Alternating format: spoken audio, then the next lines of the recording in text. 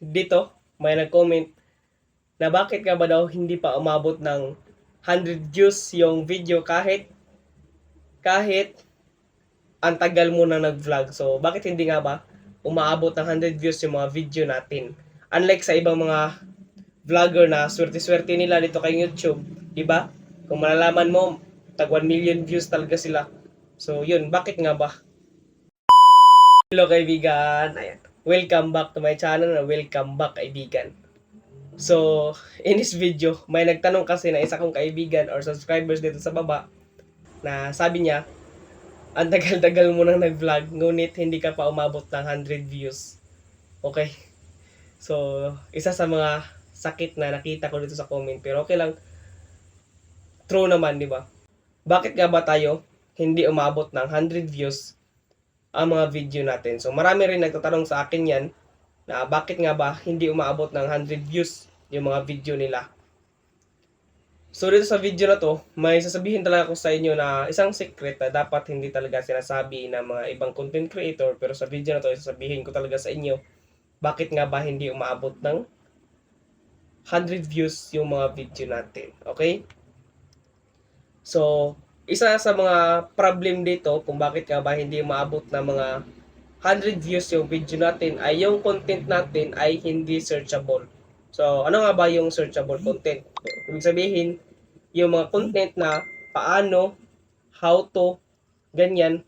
So, how to create, how to register, ganyan yung mga content na yan ay madali talagang ma-access dito dahil yun nga content na yan ay searchable dito sa YouTube. Okay? So, yung mga content na ganyan, madali talaga tayong magkakaroon ng views. For example, mag-content tayo ng paano mag-register ng SIM card. So, marami talaga mga taong nahihirapan mag-register ng SIM card. Diba? So, sa pamamagitan ng video natin, na tinuturuan natin sila kung paano nga ba magtamang pag-register ng SIM card, and doon nagkakaroon tayo ng mga views.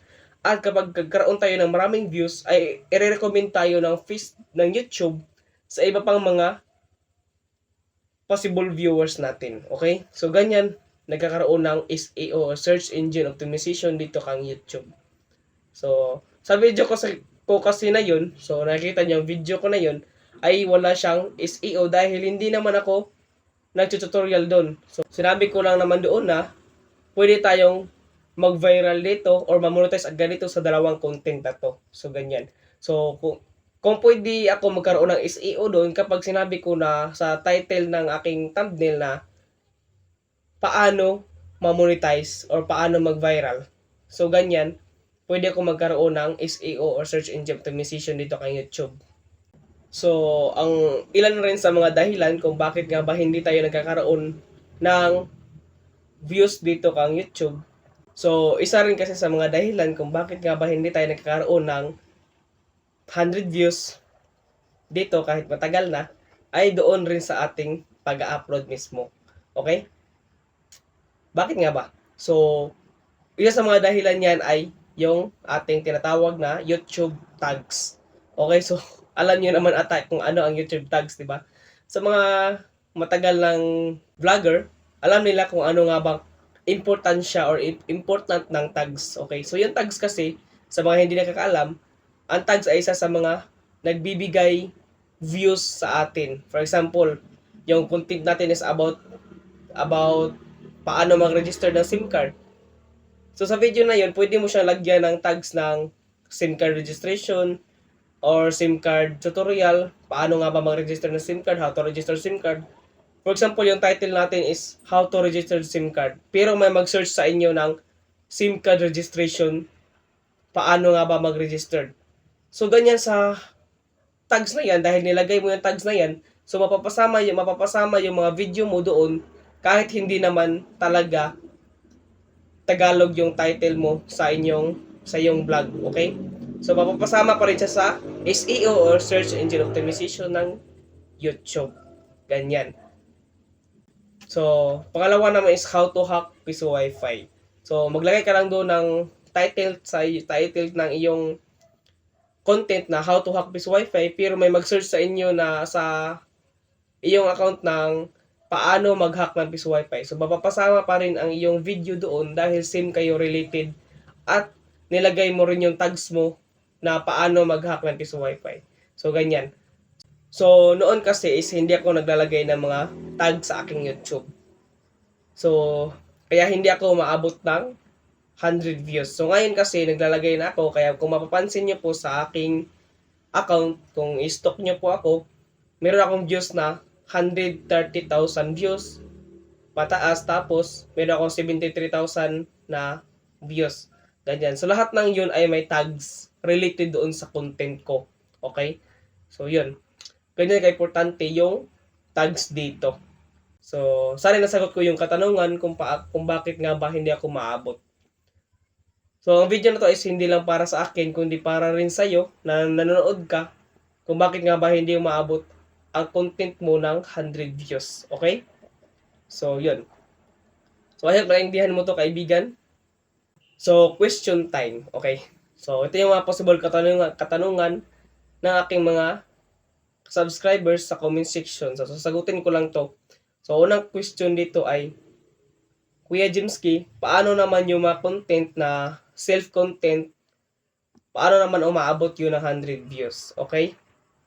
So, kung may content ka na hindi tutorial or self-content nga, kumbaga, sarili mo lang binivideo mo dito sa YouTube, tapos bago ka pa lang, nako, hindi ka talaga magkakaroon ng 100 views yan agad-agad.